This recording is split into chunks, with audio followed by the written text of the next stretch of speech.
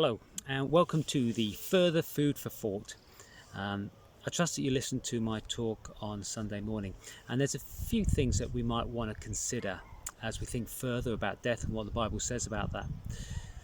I just want to recap to say that these are the key elements of the talk on Sunday. One, I said that death is not the end, that for the believer death leads to something better, that this old body gets wrapped up and disposed of, and the spirit goes on to a new adventure.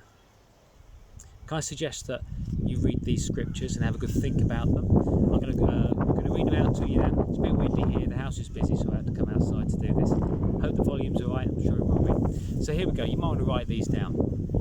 Philippians 1 and verse 15 to 25. Ecclesiastes 12 verse 7.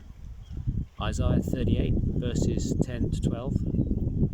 2 Corinthians 5 verse 1 to 9.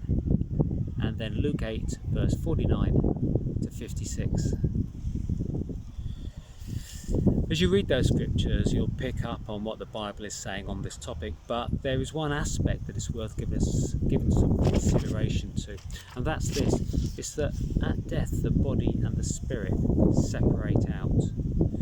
And if you were to read the story, the account of Jairus' daughter, it says about Jairus wants Jesus to help his daughter because she's poorly. Jesus says, that she's dying and she's died. Jesus says, hey, she's not dead, but she's asleep. When he gets there, he raises her to new life.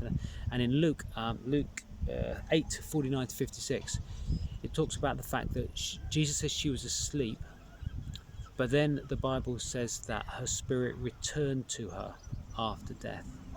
This idea of death leading to sleep is really an indication that the body is dead.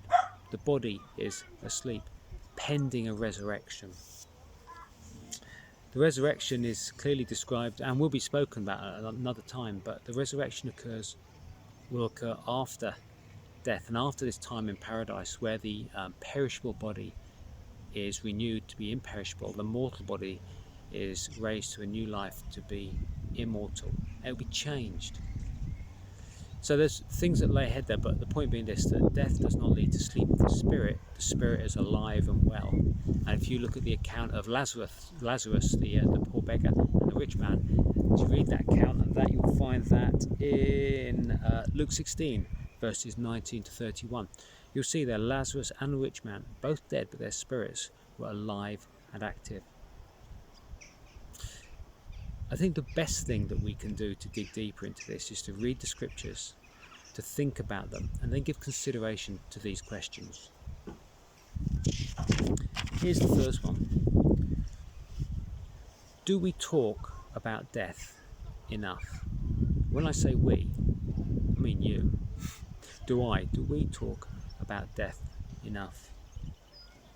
Second question. It's natural to be fearful of death. It is right to be hopeful for a believer about death. For you, are these things in balance? Where do the proportions lie? Are you more fearful or more hopeful? What's the dominant feeling for you? Third question. Society says, let us eat and drink, for tomorrow we die. How easy do you find it to get caught up in that mindset yourself? And fourthly, the Bible teaches that death is a departure to something better, with Christ and in paradise. What can you do? What can I do to embrace this truth in a greater measure and ensure that we have a confidence about death that leads us to have a confidence about life? So what can we do to embrace that truth more fully? I hope you found this useful. God bless you. Thanks for listening. Bye-bye.